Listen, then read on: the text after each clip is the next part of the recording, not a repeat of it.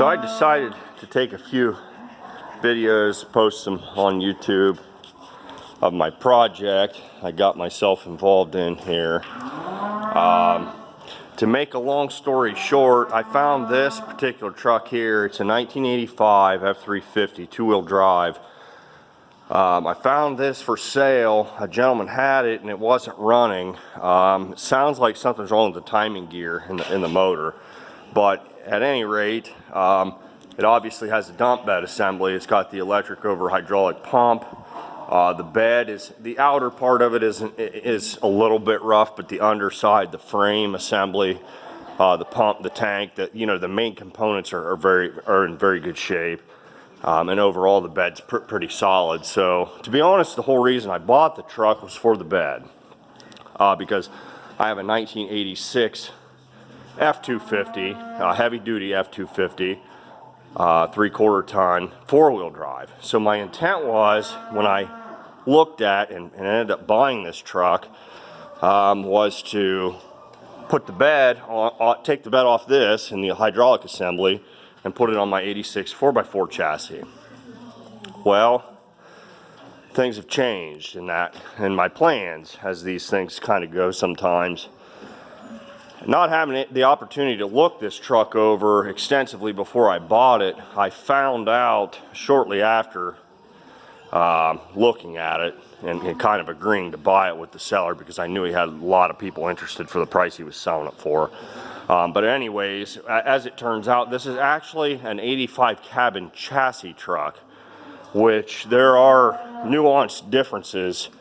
Even though you can't see them, most of them deal with the frame and the suspension are different on these, even though they're in the same year range as a regular style 4x4 truck, or two-wheel drive truck for that matter.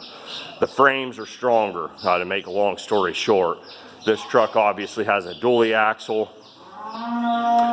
It is a Dana 70 with 410 gears in it. After I did my research on that, I looked at the leaf spring suspension system on this two-wheel drive cabin chassis setup, and the springs are actually narrower on this particular truck than they are.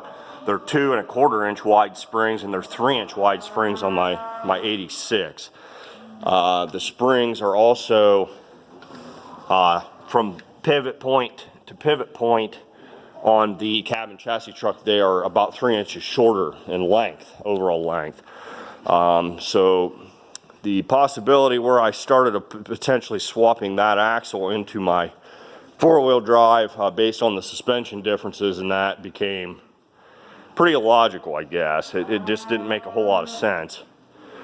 So what now I've decided to do is take the drivetrain, including the 4-wheel drive transfer case, out of my 86, and it's going in the 2-wheel drive, which would also require me to swap the front axle. I've done some initial measuring, and some folks on a thread, a public discussion forum, have indicated that it's quite possible to swap the 4-wheel drive Dana TTB 50 axle out of my 4-wheel drive and put it into this assembly.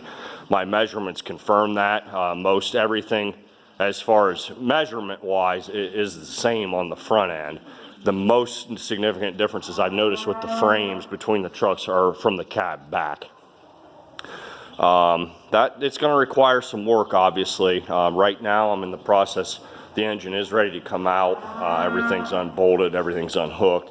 This evening I'll be backing it out and hooking my tractor to it and pulling the drivetrain out. Essentially what I'm going to do is just take the entire drivetrain. I'll probably have to pop the transfer case off my truck, but I'll leave the transmission clutch assembly hooked up to the motor that runs. Is good. I know it's good. It's ran for me for a long time. I've never had any trouble with this truck in the 10 years I've owned it.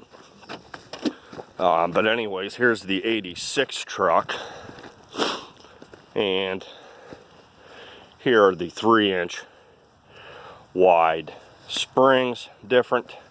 The overall width, height of the frames are different. They're bigger on the cabin chassis truck. The walls are thicker on the cabin chassis truck of the frame.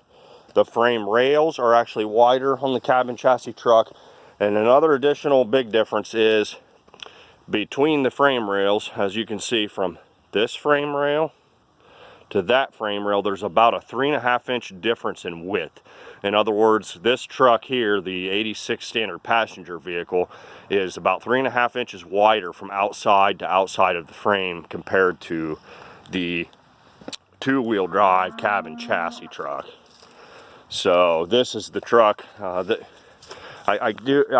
there's part of me that kind of hates to sort of use this particular truck as the donor. It's been, you know, a good truck for me for 10 years. It's actually overall in pretty good shape, but as you can see, the frame is clearly in better shape on the two-wheel drive cab and chassis. My shackles here are starting to get to the point where, you know, putting a dump bed on it is near insanity. You know, it's a serviceable four-wheel drive truck around the farm and that, but to abuse it with a dump bed apparatus at this stage in its career is asking for trouble. But anyways, this is the truck that I originally was going to put the dump bed onto here, and after looking into the different qualities of that other truck, I decided I was going to undertake a much bigger task and make something that I might have that would really last and do what, you know, hold up to what I do. I'd do a lot of firewood, hay, bales and that. But here's the Dana 50 TTB axle. It's had ball joints replaced recently. I've completely gone through the brakes within the last 3 or 4 years. New calipers on both sides. The hubs are in good shape. The lockouts are functioning good. I replaced both the outer U-joints. I did not replace the inner U-joint. It doesn't usually go bad, and it didn't appear to have any wear, so I didn't mess with that. The downside to my axle swap to make the dump truck into a four-wheel drive truck is that this particular truck came from the factory with 355 gears. It was originally sold as a state of Washington ODNR truck when it was sold in '86.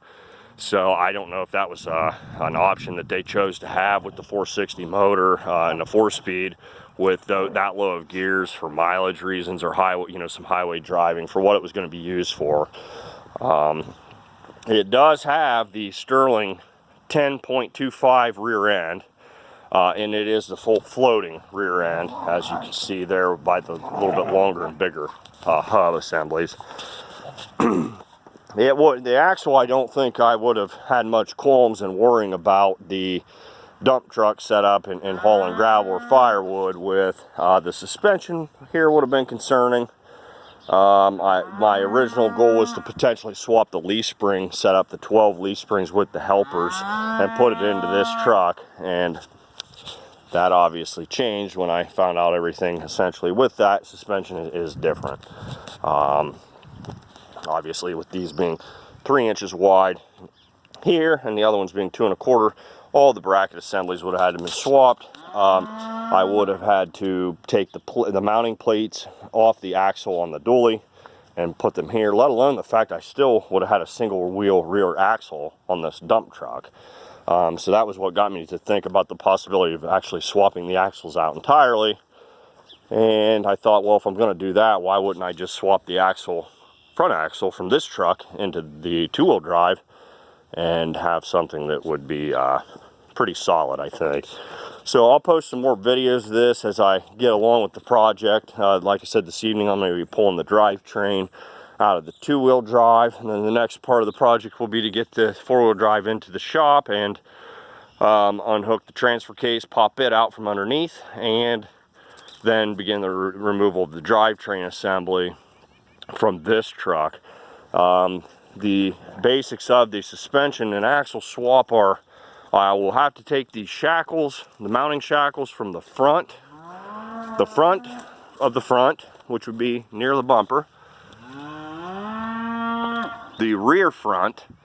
The shock mount is different because the two-wheel drive has a coil spring and a much bigger plate, and the shock is actually offset.